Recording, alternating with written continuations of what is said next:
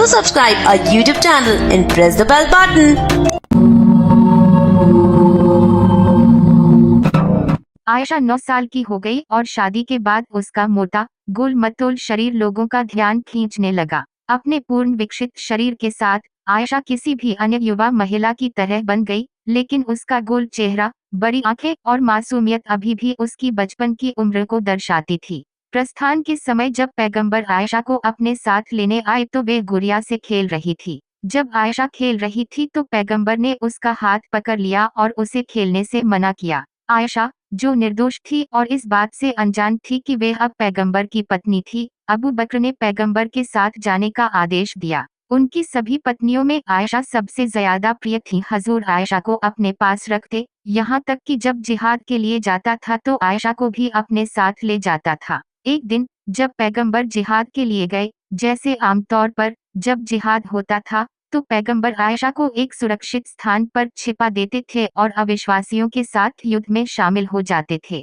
वह दिन भी अलग नहीं था और उस लड़ाई में पैगंबर और उनके साथियों ने बड़ी मात्रा में युद्ध लूट हासिल की, जिसमें अविश्वासियों की महिलाएं भी शामिल थीं, जिन्हें पैगंबर और उनके साथियों ने आपस में बांट लिया और गुलाम बना लिया। इस युद्ध लूट और बंदियों के कारण पैगंबर और उनके साथी आयशा को अपने साथ वापस लाना भूल गए। आयशा, जो निर्दोष थी, रोने लगी और उस स्थान पर बैठ गई जहां पैगंबर ने अविश्वासियों से लड़ाई की थी। कुछ देर इंतजार करने के बाद आयशा को दूर एक घुड़सवार दिखाई दिया। आयशा खुशी से खड़ी हो गई और उस ओर इशारा करने लगी। आप पैगंबर की युवा पत्नी आयशा हैं, घुड़सवार ने पास आकर कहा। आयशा खुशी से खड़ी हो गई। आयशा ने एक बच्चे की तरह घुड़सवार से कहा, हाँ हाँ, मैं उनकी पत्नी हूँ।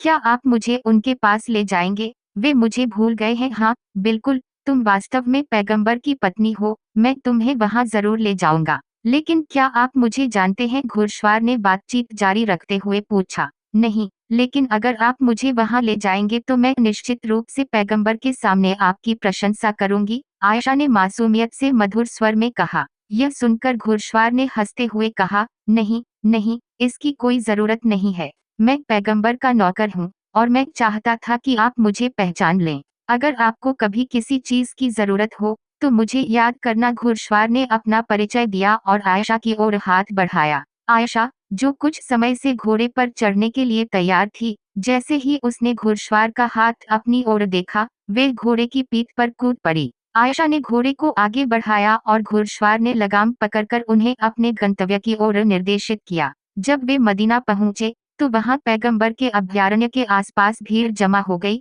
जहां यह ज्ञात था कि पैगंबर इस्लाम का प्रचार कर रहे थे। भीड़ देखकर घुड़सवार ने लगाम खींच ली और घोड़े से उतर गया। आयशा, जो घोड़े से उतरना या चढ़ना नहीं जानती थी, इसलिए घुड़सवार एक बार फिर आयशा की ओर अपना हाथ बढ़ाया और उत्साहपूर्वक आयशा ने घुड़सवार का सहारा लिया और घोड़े से उतर गई। जब आयशा पैगंबर के अभयारण्य में पहुंची तो पैगंबर कुरान से यह आयत पढ़ रहे थे, अध्याय 35, आयत 50:, और जिसका संदर्भ यह था कि कोई भी महिला जो खुद को पैगंबर को देती है, यदि पैगंबर उससे शादी करना चाहते हैं तो यह विशेष रूप से आपके लिए है, बाकी विश्वासियों के लिए नहीं।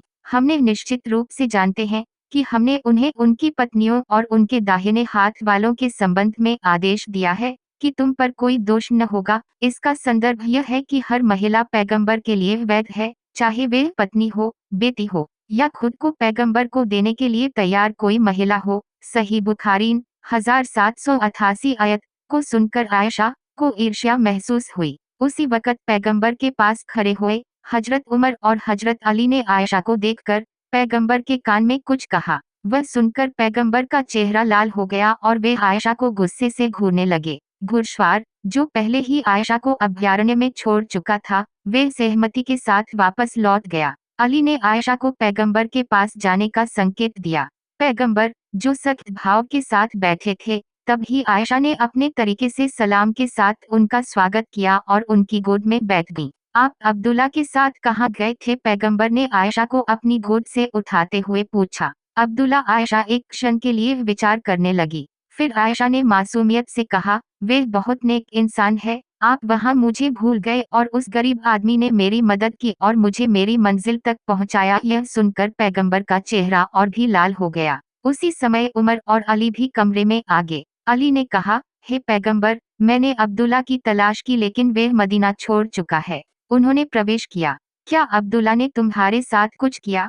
क्या उसने तुम्हें छुआ? पैगंबर ने फिर पूछा। यह सुनकर आयशा कांप उठी। मैं कसम खाती हूँ आपके अल्लाह की, उस अच्छे आदमी ने मेरे साथ कुछ नहीं किया। आयशा ने उमर और अली की ओर देखते हुए कहा, वह इस तरह सच नहीं बताएगी। यह बात सिर्फ उसकी नौकरानी मारिया को ही पता होगी और न जाने कितने आदमियों के साथ अब्दुल्ला के अलावा वे जुड़ी हुई हैं। उमर ने सख्ती से कहा और फिर अली के साथ चला गया। यह देखकर आयशा डर गई और कांपने लगी। उसके चेहरे से आंसू बहने लगे। ऐ पैगंबर, यदि तुम्हारा अल्लाह सब कुछ जानता है और वह तुम्हें बताता है कि क्या होने वाला है, और यदि तुम अल्लाह के प्यारे नबी हो, तो तुम अल्लाह से क्यों नहीं पूछते? तुम इन लोगों की बातों पर विश्वास क्यों करते हो? आयशा ने आंखों में आंसू भरते हुए पूछा। यह सुनकर पैगंबर ने अपना हाथ आयशा की छाती पर दे मारा, जिससे आयशा को दर्द हुआ और वह रोती रही। अगर ऐसा कुछ होता है तो निश्चित रूप से मेरा अल्लाह मुझे इसके बारे में सूचित करेगा। वास्तव में